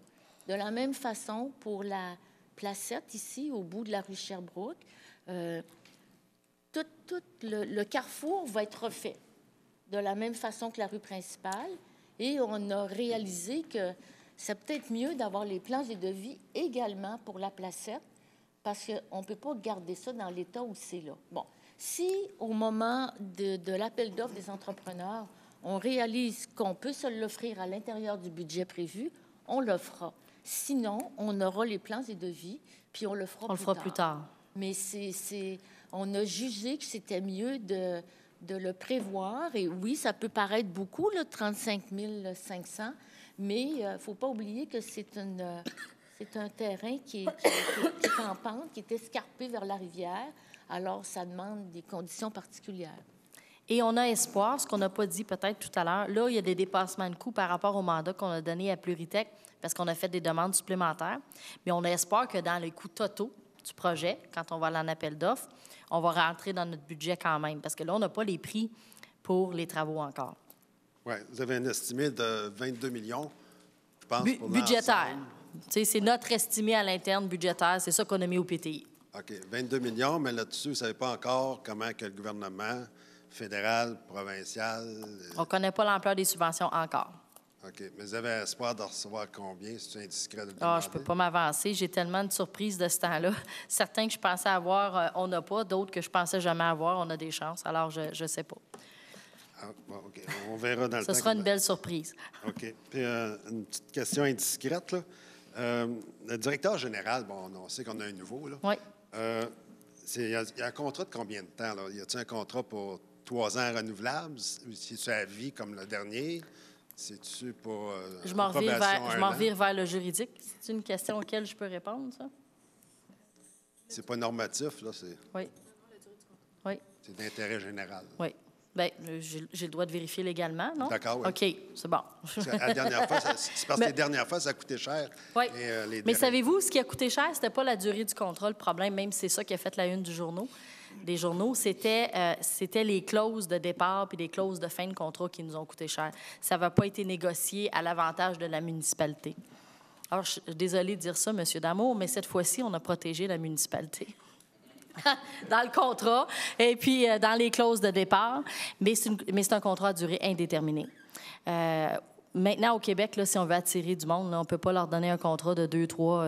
C'est à la merci des conseils municipaux qui vont changer. Sauf qu'il faut protéger la ville advenant qu'il y a des problèmes dans le cas d'une fin de contrat.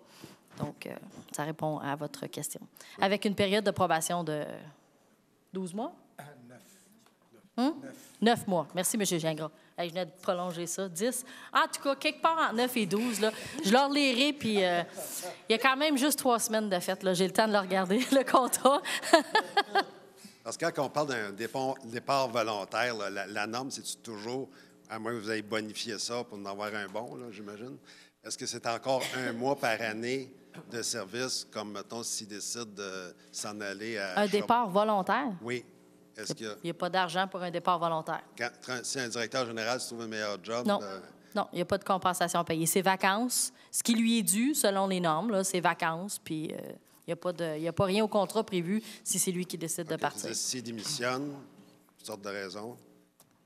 Il n'y a pas de prime de départ, non. De toute façon, il vient d'arriver, là, on ne souhaite pas. Oui, j'espère qu'il n'a pas envie de partir tout de suite, là. Bon, OK, merci, bonsoir. Merci. Est-ce qu'il y a d'autres questions, commentaires? Sinon, on va procéder au tour de table des élus. Donc, on commence, excusez-moi, avec M. Steve Robert. Bonjour tout le monde. Hey, soyez rassurés, M. Raymond, on a voté à l'unanimité pour l'engager. Fait que si on fait quelque chose avec, ça ira pas bien. Je pense qu'on va le garder. Fait que sur ça, la politique familiale, merci aux gens qui ont participé au sondage. Les familles, on a réussi à atteindre le nombre qu'on voulait avoir. Les aînés, on est proche du décompte. Là. On devrait savoir ça la semaine prochaine. Ça avance bien. On a rencontré des organismes communautaires pour les aînés et pour les familles. On va travailler à remplir les données de tout ça. Sur ça, je vous souhaite une bonne semaine à tous. Peut-être aussi ajouter, M. Robert, que votre parc qui est en réfection, c'est presque terminé et que vous avez la première balançoire, mère-fille ou père-fils ou en tout cas adulte-enfant, tu sais, face à face, là, la première balançoire dans son quartier. Mais reste-fils, c'est ça? Mais reste-fils. Oui, je vais aller l'essayer avec mon petit-fils. Monsieur Lamontagne. Bonsoir tout le monde. Je vais vous parler de sécurité civile. On n'en parle pas souvent. Souvent, les catastrophes arrivent, puis il faut intervenir. Mais là, on a une formation. Ceux qui s'occupent des dossiers de sécurité civile à la Ville de Magog, on a une formation le mercredi prochain. Puis, vous savez qu'on a adopté un plan de mesures d'urgence en 2014 qui a été revisé. Puis là, le but de la formation, c'est c'est des renseignements donnés par la Croix-Rouge pour être efficace, de plus en plus efficace dans nos interventions quand il va venir des catastrophes. On n'a pas à se cacher, là. On a eu des inondations à un moment donné à cause du réchauffement de la planète puis des changements brusques de température. On a eu beaucoup de verglas et des inondations en 2013. Puis on sait tous que on a des risques aussi à Magog avec le transport sur la voie ferrée. Là.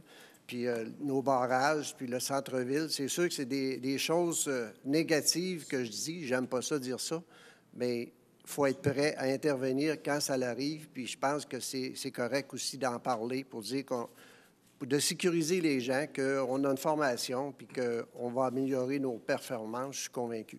Sur ça, je vous souhaite une très bonne soirée. Merci. Madame Poulin-Marcotte. Moi, je vais être brève. Je voudrais tout simplement souligner l'extrême générosité des citoyens. Hier, c'était la guignolée. Et nous, dans le secteur qu'on avait à faire, je suis encore étonnée de l'extrême générosité des gens, même quand on dit qu'il y a des années difficiles. Alors, félicitations et un gros merci aux donateurs. Et sur ce, je vous souhaite une belle semaine. Je pense qu'ils ont encore battu des records. En tout cas, moi, j'ai rarement vu autant de denrées. Bien, c'est ça. Vous étiez sur place. Nous, on était dans les rues, mais vous avez peut-être encore plus d'infos que nous. J'ai hâte de voir le décompte final. Monsieur Gingras. Il n'y a rien de spécial. Monsieur Ranger. Ça me surprend de Jean-Guy, rien de spécial. Il est dans tout, puis c'est correct, je vais dire mes affaires. OK, alors, bonsoir tout le monde. Moi, je vais vous parler de Magog Technopole. Je suis fier du montant qu'on vient de leur accorder. 275 000 pour des aides financières. En ce qui me concerne, là, c'est des pinottes. Une compagnie, un mouvement comme Magog Technopole, là, ça fait plusieurs années là, qu'on est dans ça. Là, on est rendu avec 45 compagnies. On est rendu que ça a attiré des investisseurs majeurs dans la région, qui est M. Gilles Bélanger. Lui et ses acolytes, ils ont acheté l'îlot Tourigny. Ils sont en train de bâtir une bâtisse où il va y avoir 200 emplois. Ils ont acheté Borealis, que, à ce que je sache, c'est presque plein déjà. Où ça va l'être. Il y a un autre projet d'un autre bâtiment et même de 2 bâtiments. Alors, juste en taxes, à l'heure actuelle, ça se paye tout seul. Le 275 000 là, qu'on a, là, juste en taxes foncières, ça se paye tout seul. Moi, le demain matin, là, c'est de même tout le temps. Là, on met combien? On double-tu le montant pour qu'on ait des gens qui arrivent ici puis qui viennent investir. Puis là, on va avoir des gens... On n'a pas... Là, je dois vous le dire, là, j'ai demandé qu'on ait tout le rapport total des gens qui ont rendu ici, qui ont acheté des maisons. Ils ont-tu des enfants? Ils vont-tu aller à l'aréna? Toutes ces choses-là pour qu'on ait un topo, là, parce que là, je vous donne des chiffres, là, mais vous n'êtes pas obligés de me croire. Moi, je veux arriver avec des chiffres là, réels, qu'on a tant d'employés, il y a eu tant de maisons d'achetées ici, il y a eu des gens qui sont partis de Sherbrooke, qui sont rendus ici, ces choses-là. Fait que là, vous allez voir que le 275 000 qu'on a mis à l'heure actuelle, récurrent, c'est des pinottes. On en met plus pour que notre ville aille encore plus vite. Moi, en ce qui me concerne, c'est oui, puis je vais travailler en ce sens-là. Merci. Merci. Monsieur Laurando. Bonsoir. Ça fait quelques fois que je vous parle de la signalisation sur la rue Sainte-Catherine, mais les derniers changements ont été faits aujourd'hui. Je vais vous donner les grandes lignes. Si on parle du côté opposé de l'école, en partant de la rue Saint-Patrice jusqu'au début du débarcadère, il va être possible de stationner un maximum de 2 heures entre 8 heures et 18 heures. Vous avez la section du débarcadère que du 15 août au 24 juin, qu'il est interdit de s'y arrêter entre 7 heures et 16 heures. Par après, la fin du débarcadère jusqu'au début du stationnement du Havre des Cantons, il va être interdit de stationner entre 2h30 et 3h30 du lundi au vendredi. Tout ça pour éviter le bouchon qu'il y avait quand il y avait des autos de stationner chaque côté. Si on regarde sur le côté de l'école, en partant de la rue Saint-Patrice jusqu'au début du débarcadère, il va être maintenant interdit de s'y arrêter. Et à partir du début du débarcadère, plus loin, il va être permis encore d'y s'y arrêter 10 minutes pour les parents qui vont chercher leur enfant. C'est de la signalisation qui est effective à partir d'aujourd'hui. Je demande aux résidents du secteur et aux parents qui vont chercher leur enfant de faire attention à ces nouveaux changements-là. Merci. Bonne fin de soirée. Merci. Monsieur Côté. Bien, moi aussi, j'avais avec Denise hier puis Vicky. On a, au Chevet de Colomb, j'aimerais féliciter le grand chevalier Yvon Belair et son équipe. C'était de toute beauté de voir ça hier. J'ai passé la journée-là, toute l'avant-midi en dedans. Puis Vicky puis Pierre Reid, ils triaient des cannes, tout ça. C'était le fun de voir ça. Puis le monde a été généreux. Puis On va dire que c'est des belles œuvres, ça. Ça l'aide à des familles, des fois, qui sont dans le besoin. Ça peut être 1 mois, 2 mois, là, puis à garder leur dignité. Je pense que c'est une chose très importante, ça, dans la vie, de pouvoir garder ça. Puis une autre chose, les ballons, ils ont été enlevés alentour des écoles pour le déneigement. Ça ne veut pas dire qu'on peut aller un peu plus vite, ça, là. Fait que respectez la vitesse, s'il vous plaît. C'est très important. On veut nos enfants en bonne santé. Et bonne semaine à tous. Merci. Madame Bélanger. Bien, bonsoir. Simplement vous inviter demain soir, 19h30, à la présentation du budget pour 2017. Merci. Bonne soirée. Merci. Madame Pelletier. Bonsoir. Alors, ce soir, je souhaite revenir sur l'intersection de Attelé-Méré-Sud, intersection du McDo. Donc, comme Mme la mairesse l'a mentionné, nous avons annoncé ce soir qu'un arrêt serait ajouté pour les automobilistes provenant du pont ou du centre-ville. Je dois vous affirmer que je suis heureuse de ce changement et j'apprécie l'ouverture de mes collègues. Depuis plusieurs années, à cette intersection achalandée, il y a une problématique de circulation et même de sécurité, particulièrement pour les cyclistes et les piétons. Certains changements mineurs avaient été apportés il y a 3 ans, mais force est d'admettre que la solution idéale n'a pas été mise sur pied jusqu'à maintenant. Nous savons depuis quelques années qu'il y avait 3 possibilités. Je pense que Mme la mairesse les avait nommées tantôt. L'aménagement d'un carrefour giratoire, l'ajout d'un feu de circulation ou l'ajout d'un arrêt. Les deux premières solutions sont plutôt coûteuses. On parle d'investissements de plus de 400 000 $. Avec tous les projets qui doivent être réalisés dans notre municipalité à court terme, il était difficile de trouver de telles sommes. La situation privilégiée, à savoir l'ajout d'un arrêt, ne comporte pas de frais. Cette option a comme avantage d'être une alternative claire pour tous et pourra davantage protéger les piétons et les cyclistes. Je dois toutefois mentionner que, comme dans toutes les intersections où il y a des arrêts toutes directions, les piétons et les cyclistes devront faire leur part en respectant l'arrêt et attendre leur tour. Évidemment, cette option pourrait aussi engendrer des inconvénients, tels l'augmentation des délais pour les automobilistes provenant du pont et l'absence de flexibilité pour améliorer cette fluidité, quelque chose qu'on aurait eu avec le feu de circulation, probablement. Évidemment, c'est à l'usage que nous pourrons réellement mesurer les avantages et inconvénients de la nouvelle signalisation lorsqu'elle aura été installée, ce qui se fera au printemps. Nous demeurerons attentifs et vigilants aux conséquences qu'engendrera ce changement dans la circulation à cette intersection. Puis je termine en disant que je trouvais intéressant, parce qu'avec la belle neige, on voit l'hiver qui est à nos portes.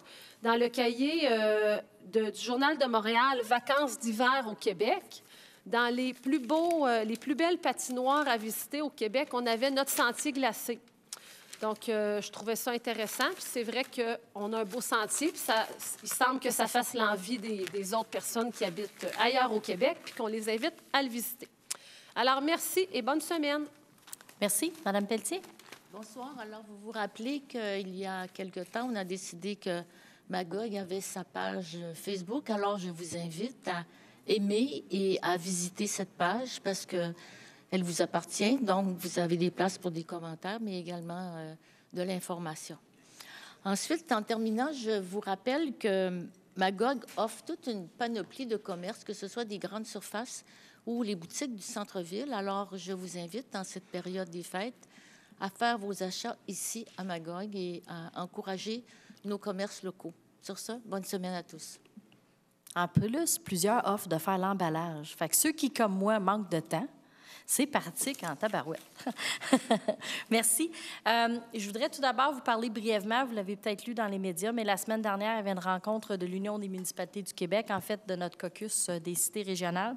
Et on est revenu sur la question d'Optilab. Vous vous souvenez qu'on avait adopté une résolution ici pour dire qu'on était contre la fermeture finalement, le déplacement du service des prélèvements. Force est d'admettre qu'après avoir discuté avec nos collègues là, au Québec, on pense que c'est un geste de dévitalisation de nos régions et il va y avoir une mobilisation au niveau des cités régionales. On est quand même 27 municipalités, on représente 1 million de citoyens au Québec. Alors, c'est pas mal. On aimerait ça être entendu. On a l'impression qu'on n'est pas entendu. Puis on pense que c'est le début. C'est mauvais signe, finalement, pour nos régions, parce qu'au-delà de la diminution du service, vous vous souvenez qu'on s'est battu ici pour garder notre centre hospitalier. Au-delà de la diminution du service, les risques d'erreur sont importants. Le maire de Thetford Mines en a témoigné, où des échantillons ont été égarés, etc. Risque d'erreur, diminution de services, perte d'emploi de qualité en région, donc centralisation des services vers les grands centres. Et ça va totalement à l'encontre de la loi cadre sur le développement durable du gouvernement. On ne comprend pas du tout là, pourquoi ça se fait. Donc, on va se mobiliser au niveau du Québec. D'autant plus que M. Gingras vous l'a annoncé, on se mobilise aussi localement pour notre hôpital. Alors, ça va être à suivre. Là, je pense que ça va faire l'actualité dans les prochaines semaines, les prochains mois. Également, juste vous dire que à partir de janvier, il y aura une nouvelle personne qui assumera la tâche de mairesse suppléante. Donc, ça va être Mme Bélanger pour l'année 2017. Alors, j'aimerais beaucoup remercier le travail de Mme Poulin-Marcotte. Ça a été une année chargée. Ça a été une année chargée. Je l'ai gardée occupée, pas mal, avec beaucoup de dossiers. Donc, merci beaucoup. Puis, elle a eu 2 séances houleuses en plus. J'en manque pas souvent. Les 2 que j'ai manquées, je pense que c'était pire. Alors, merci beaucoup pour votre bon travail. Et puis, merci beaucoup, Mme Bélanger, de prendre la relève, évidemment, jusqu'au déclenchement des élections, parce que après ça, on va être en campagne électorale, il paraît.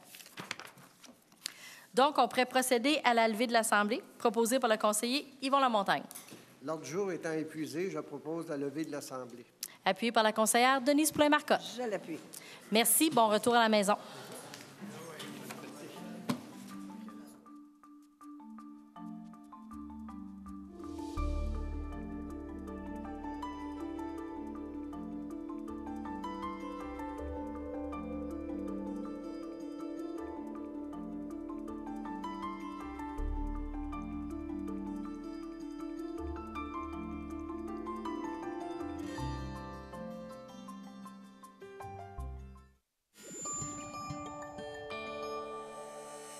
Cogeco TV, un service exclusif aux clients de Cogeco.